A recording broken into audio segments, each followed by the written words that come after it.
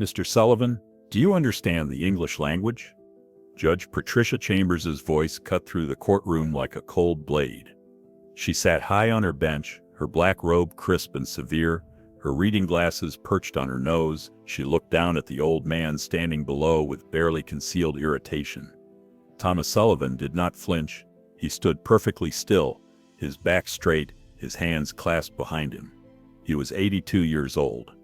A man built of quiet strength and weathered patience. His suit jacket, though clean and pressed, was decades old. The fabric worn thin at the cuffs, it hung loosely on his thin frame. "Yes, Your Honor," Thomas said. His voice was not loud, but it was clear, like river stones smoothed by time. Judge Chambers sighed, a theatrical display of exasperation for the half-empty courtroom. "Then I suggest you use it properly. The charge is violation of Municipal Code 7C regarding abandoned vehicles. You have an inoperable truck sitting on your property for 8 months. How do you plead?" Thomas's gaze was steady, fixed not on the judge, but on the American flag in the corner of the room. "Not guilty, Your Honor."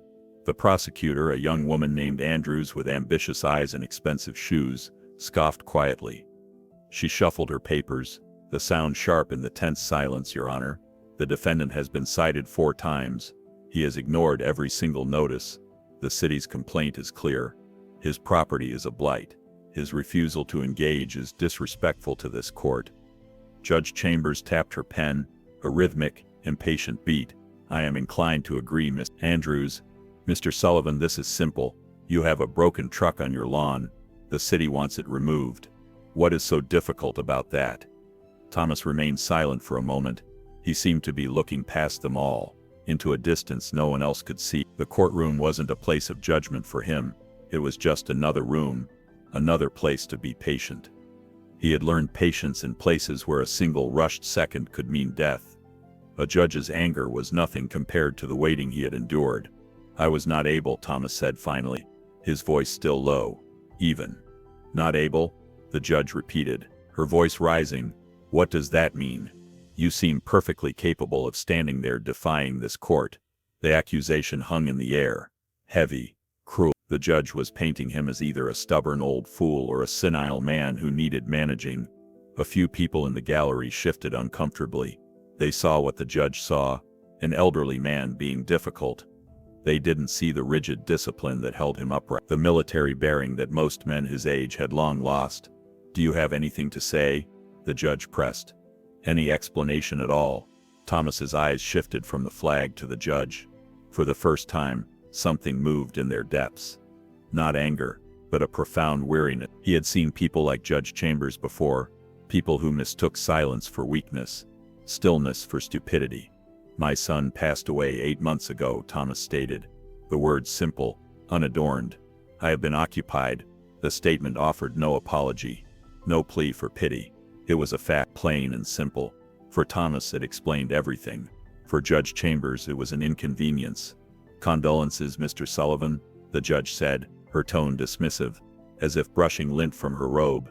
"But personal matters do not exempt you from the law. 8 months is more than enough time to call a tow truck." The prosecutor, sensing opportunity, stepped forward. "Your Honor, if the defendant is admitting he was unable to maintain the property, that supports our case. It speaks to neglect the city cannot tolerate." The legal maneuvering was lost on Thomas. He was thinking of the old Ford pickup, the one his son, Michael, had driven in high school, the one they had restored together. Every rusted bolt, every weekend in the garage, it was the last thing they had built together. How could he explain that to a woman who saw only code violations? "Mr. Sullivan, I am losing my patience," the judge snapped, her voice now a whip crack. "You are wasting this court's time. Why did you not remove the vehicle?" Thomas thought of the empty driveway, the silence, the truck sitting there like a monument to grief. He couldn't bring himself to have it towed, to erase the last physical reminder of his son. The truth was too heavy for this small, sterile room.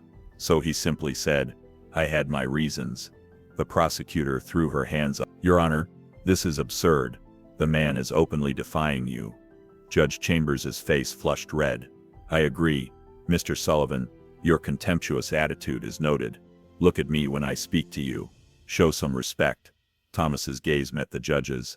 There was no defiance in his eyes, only quiet, unyielding dignity. It was this stillness, this refusal to be baited or broken, that infuriated the judge most of all. She gestured vaguely at Thomas's worn jacket. "What is that on your lapel?" "Some veterans club." "You think that gives you the right to stand here and disrespect my courtroom?" The object was small, unassuming, a simple silver star on a red, white, and blue ribbon. To the judge it was meaningless, another sign of the old man's eccentricity. But as the judge's dismissive words landed, the sterile hum of the courtroom faded for Thomas. In its place came a different sound, a sound he had not heard in over 55 years but could never forget. The crack of rifle fire, the screaming of wounded men, the roar of artillery raining down on frozen ground. The air, once cool and conditioned, was suddenly freezing, bitter cold, filled with the metallic taste of fear and blood. He felt the phantom weight of his rifle, the familiar bite of the strap on his shoulder. A young face, barely 19 and covered in frost, flashed before his eyes. It was Private Davis. The boy was pressing the same silver star into his hand, his voice shaking. "You earned this, Lieutenant. For all of us." Thomas could feel the press of the metal against his chest, a small point of warmth in a world dissolving into frozen hell. It was the last time he saw Davis alive. The memory vanished as quickly as it came. He was back in the courtroom. Judge Chambers was still talking, her voice a dull drone, but the pin on his lapel now felt warm, a secret anchor in a hostile sea. It was not a club pin. It was a promise. In the back of the courtroom, a young woman sat bolt upright. Her name was Sarah Mitchell, a paralegal for the public defender's office, former Marine Corps sergeant. She was there to learn the rhythms of the court, but now all her attention was fixed on the old man and the judge's angry outburst. Sarah hadn't paid much attention at first. Just another municipal case, another citizen getting ground down by bureaucratic gears. But she had noticed the old man's posture. It was a stance she recognized, the parade rest of a soldier, ingrained, unconscious. She watched the way he stood, absorbing the judge's verbal blows without a single flicker of emotion. A knot of unease tightened in her stomach. She had seen drill instructors try to break recruits who stood just like that. They never succeeded. When the judge mocked a pin, Sarah leaned forward, squinting. She'd only ever seen one in a museum at Quantico, a small silver star, on a ribbon of red, white, and blue stripe. Her breath caught. It couldn't be. The Silver Star, awarded for gallantry in action against an enemy of the United States. It was the third highest military decoration for valor. Cold dread washed over her. The judge wasn't just disrespecting an old man. She was desecrating a sacred symbol. This whole proceeding felt deeply, fundamentally wrong. She watched as Judge Chambers' face purpled with rage, her voice rising to a shout as she threatened the old veteran with contempt charges. Sarah knew she couldn't just sit here. She had to do something. She rose silently from her seat, slipped out the side door into the hallway. Her hands were trembling as she pulled out her phone. She scrolled through her contacts, her thumb hovering over a name she hadn't called in years. It was a long shot, a crazy idea, but it was the only one she had. She pressed the button. The phone rang twice before a crisp voice answered. "General Patterson's office. This is former Sergeant Sarah Mitchell," she said, her voice low, urgent. "I need to speak with the general. It's an emergency. The general is in a meeting, Sergeant. I can take a mess." "No, you don't understand," Sarah insisted, her voice cracking. "Please, just tell him. Tell him they're about to hold Lieutenant Thomas Sullivan in contempt at the county courthouse. Tell him it's the man from Chosin." There was a pause on the other end. The aide's professional tone vanished, replaced by stunned silence. Sarah could hear a muffled exchange. Then the line clicked. A new voice came on, a voice that carried the weight of command, even through the tiny speaker. "Mitchell, this is General Patterson. Say that name again." Sarah's heart hammered. "Sullivan's, Lieutenant Thomas Sullivan. Judge Chambers is about to throw him in jail." The silence on the general's end was more terrifying than any shouting. When he finally spoke, his voice was dangerously calm, like the air before a storm. "Stay where you are, Marine. I'm on my way." The line went dead. Sarah leaned against the cool marble wall, her legs feeling weak. She had just thrown a grenade into the middle of a quiet courtroom. Now she could only wait for it to explode. Inside the general's office at the nearby military base, A polished mahogany desk sat beneath photos of handshakes with presidents and foreign dignitaries. General Patterson, a man whose sharp gray eyes had assessed battlefields on 4 continents, stood with the phone pressed to his ear, his knuckles white. The color had drained from his face. He hung up, the clatter of the receiver unnaturally loud in the silent room. His aide, a young captain, looked up from his computer. "Sir, is everything all right? Clear my schedule for the rest of the day, Captain," the general said, his voice a low growl. "Get me my car and a full dress uniform. Now." "Sir, we have the budget review with the secretary at 1500. "The secretary can wait," Patterson snapped, his eyes blazing. He was already shrugging off his jacket. "They're trying to put a living legend in a cage. They're trying to humiliate the Lion of Chosin." The captain froze, the name hitting him like a physical blow. He was a history buff, a student of military lore. Every Marine knew the stories. The Lion of Chosin, a lieutenant who, during the brutal retreat from the Chosin Reservoir in Korea, had held a critical bridge alone for 6 hours against waves of Chinese soldiers. His actions allowed an entire battalion to escape encirclement. He was a figure of myth, a whispered name spoken with reverence in Marine Corps lore. No one knew what happened to him after the war. He had simply vanished, refusing all publicity, fading back into the civilian world. "My God," the captain whispered. "He's alive. He's here. He's in a county courtroom being torn apart by some 2-bit judge," the general bit out, his voice shaking with cold, controlled fury. "And we are going to fix that. Move." Back in the courtroom, Judge Chambers had reached her breaking point. Thomas Sullivan's quiet dignity was a mirror, reflecting her own petty tyranny, and she could not stand the sight of it. She slammed her gavel down, the sharp crack making everyone jump. "That's it. I have had enough," she boomed, her face a mask of indignation. "Miss Sullivan, I have given you every opportunity to engage with this court respectfully. Your silence is contempt. Your demeanor is an insult." She pointed a trembling finger at the bailiff. "Bailiff, take this man into custody. He will spend 48 hours in county jail to reflect on the importance of respecting our legal system," she added, her voice dripping with spite. "Furthermore, I am ordering a full competency evaluation. Clearly, he is not fit to manage his own affairs." It was the ultimate overreach, the final unforgivable humiliation.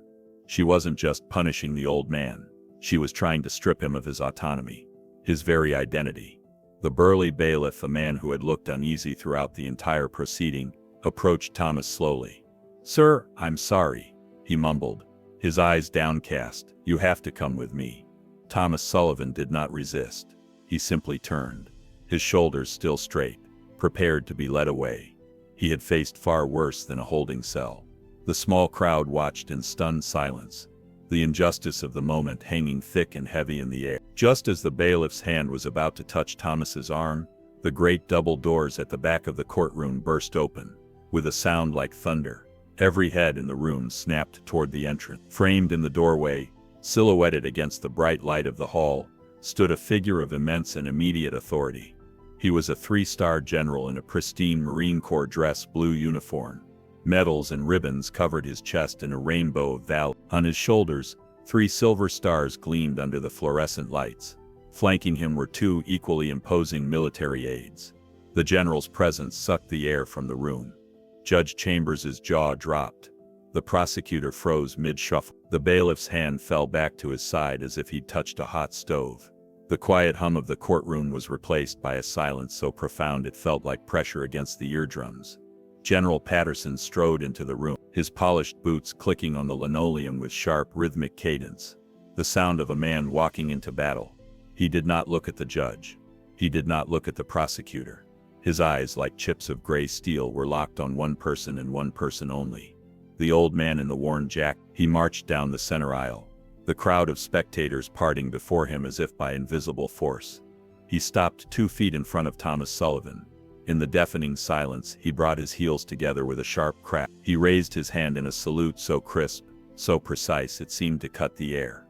It was a gesture of profound, absolute respect. "Lieutenant Sullivan," the general's voice boomed, clear and strong, resonating with a power that the judge's gavel could never hope to match. "It is an honor." Thomas looked at the general, and for the first time that day, A glimmer of recognition warmed his tired eyes. He gave a slight, almost imperceptible nod. Judge Chambers, finally finding her voice, sputtered from the bench. "General, what is the meaning of this? This is a court of law. You have no standing here." General Patterson slowly lowered his salute, but did not turn his back on Thomas. He addressed the judge by turning his head slightly, his voice dropping to a dangerously low and cutting tone. "Your Honor, the man you were about to place in a cage for an old truck is Lieutenant Thomas Sullivan, United States Marine Corps." He took a step to the side, placing himself between Thomas and the bench, a human shield of honor. His voice rose again, not in a but with a declarative force that commanded the attention of every soul in the room. "This man, who you have accused of disrespect, is the recipient of the Silver Star for his actions during the Battle of Chosin Reservoir. A battle, I might add, that shaped the course of the Korean War." He paused. Let the weight of those words sink in. "He holds 2 bronze stars for valor, 3 Purple Hearts for wounds received in action while refusing evacuation. For 6 hours, he single-handedly held the Funchilin Pass Bridge against overwhelming Chinese force. His actions allowed an entire battalion, over 800 men, to escape encirclement and certain death." A collective gasp went through the courtroom. People were pulling out their phones, not to text, but to record. The prosecutor's face had gone the color of ash. Sarah Mitchell, watching from the doorway, felt tears welling in her eyes. The general pointed a finger at the small pin on Thomas's lapel. "And that club pin you so casually mocked? Your Honor, that is the Silver Star. It was awarded for extraordinary gallantry in action. Lieutenant Sullivan doesn't wear it for himself. He wears it for the 19 Marines who died holding that bridge with him, men whose names he can still recite from memory." The general finally turned his full body to face the judge, his stare so intense it felt as if it could crack the polished wood of the bench. "You sit there behind that seal and you demand respect for your robe. This man earned his nation's eternal respect with his blood, his courage, and his character. He has stood before enemies far more terrifying than you, and he never once faltered." He took a step closer to the bench. "And you dare to question his fitness, to lecture him on compliance?" Judge Chambers was speechless, her face a canvas of shock, embarrassment, and dawning horror. She looked as if she wanted the floor to open and swallow her whole. The general turned back to the old Marine, his voice softened, filled now with gentle reverence.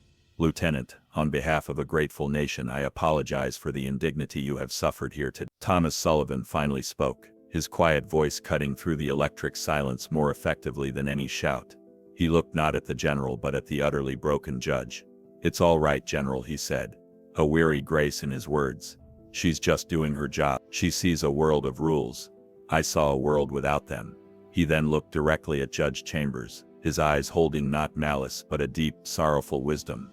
"Sometimes the quietest people carry the heaviest things. You just have to be willing to listen for what isn't being said." As Thomas spoke those words, a final image flashed in his mind's eye, a memory that was the bedrock of his silence.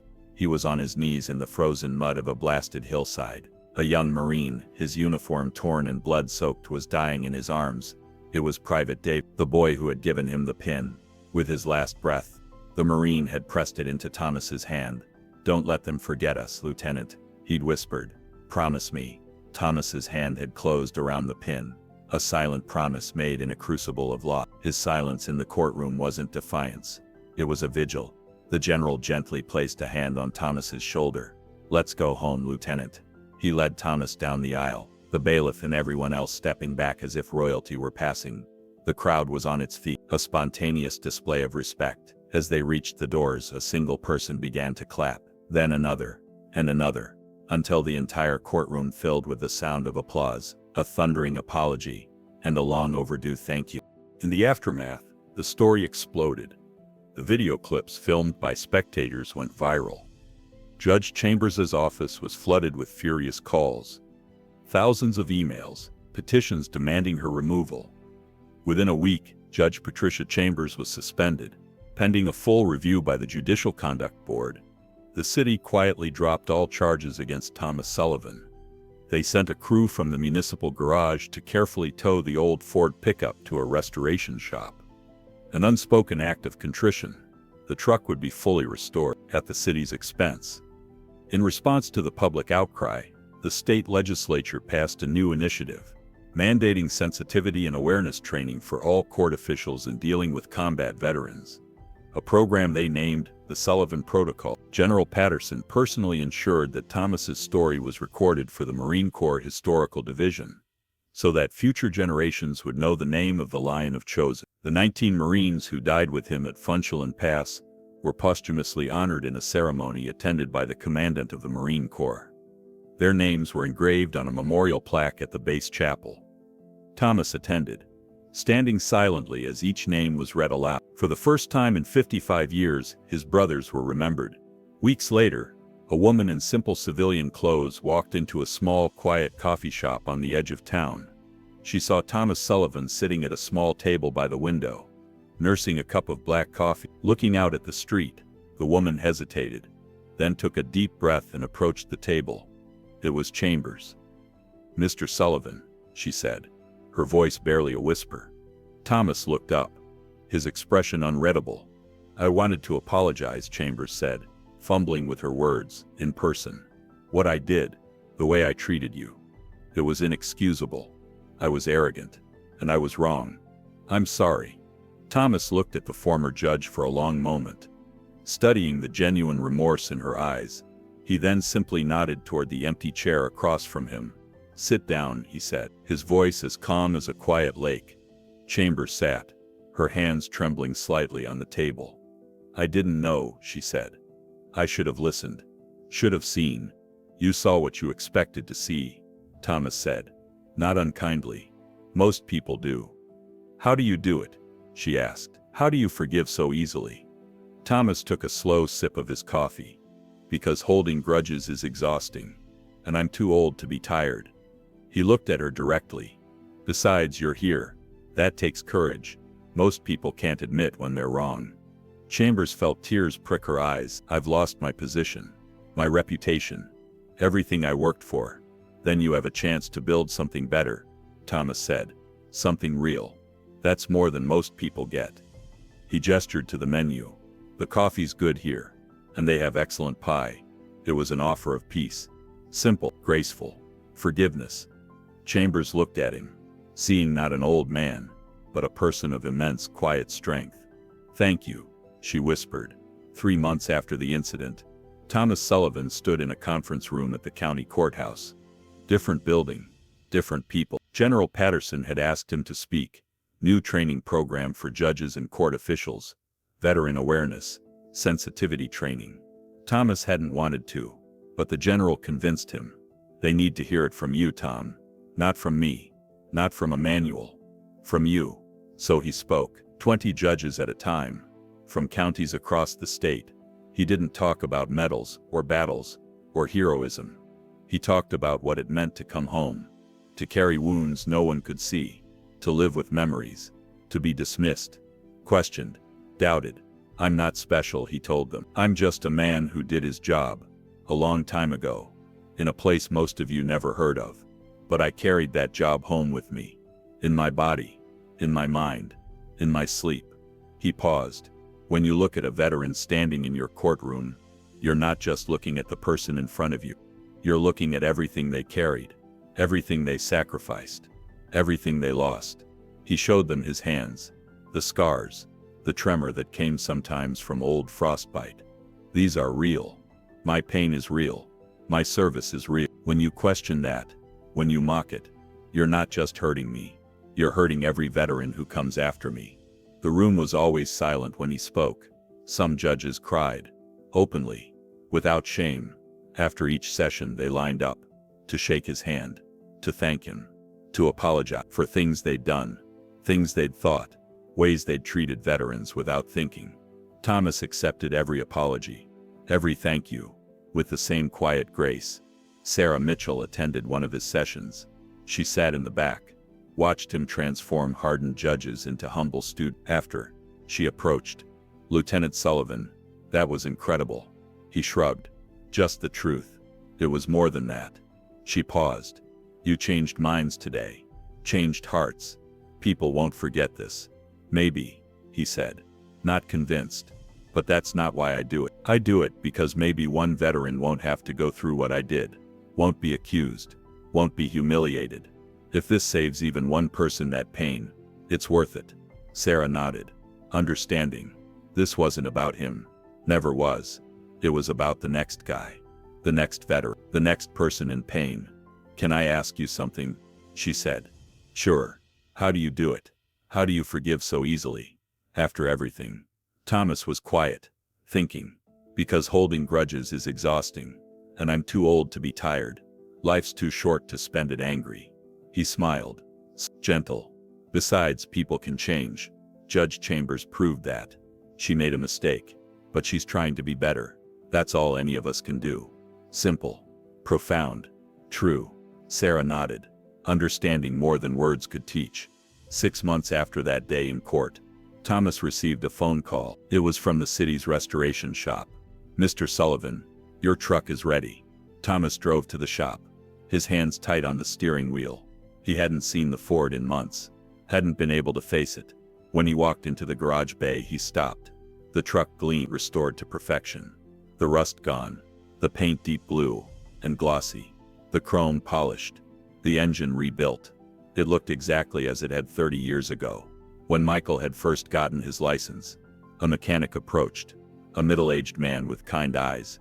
We took our time, sir. Wanted to do it right.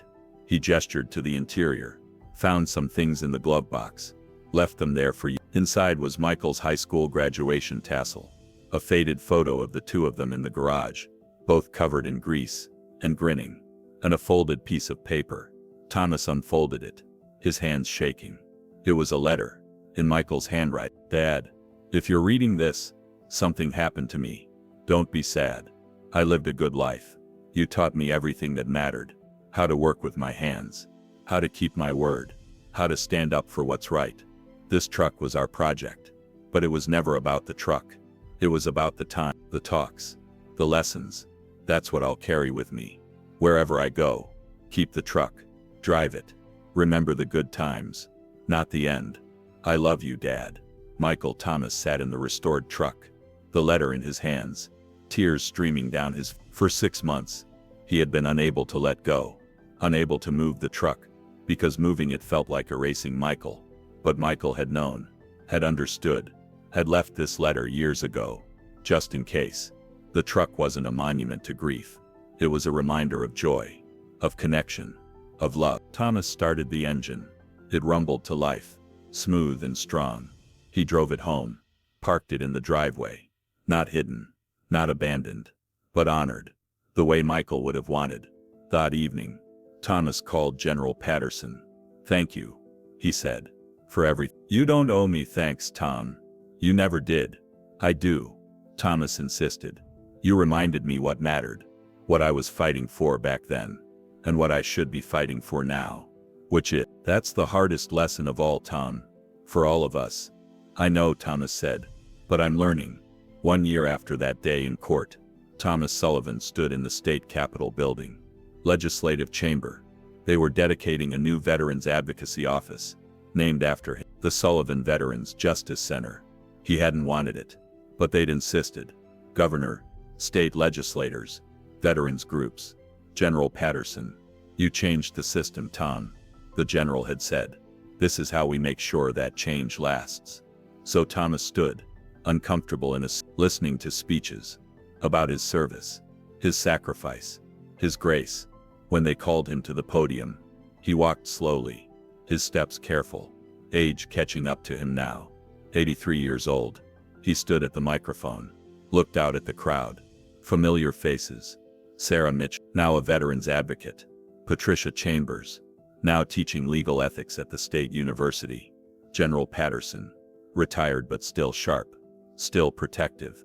I'm not good at speeches, Thomas began, his voice quiet, but it carried.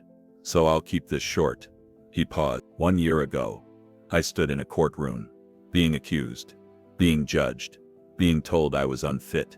It was one of the worst days of my life, but it was also one of the best, because it showed me something. It showed me that there are people who see, who care, who act.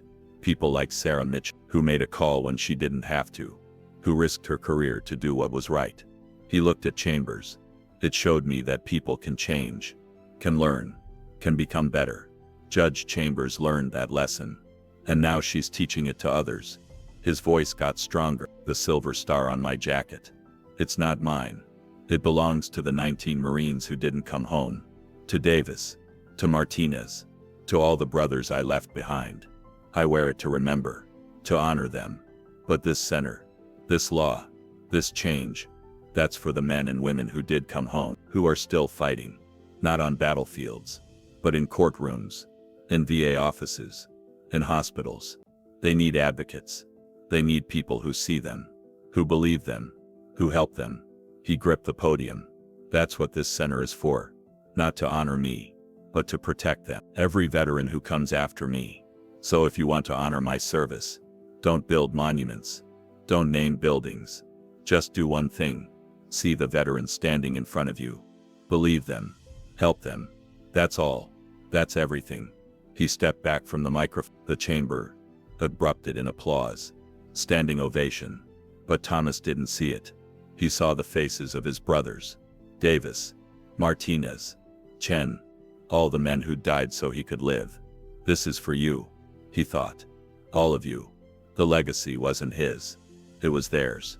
And now it would live on. Protecting the protectors. Honoring the honorable. Seeing the invisible. Forever.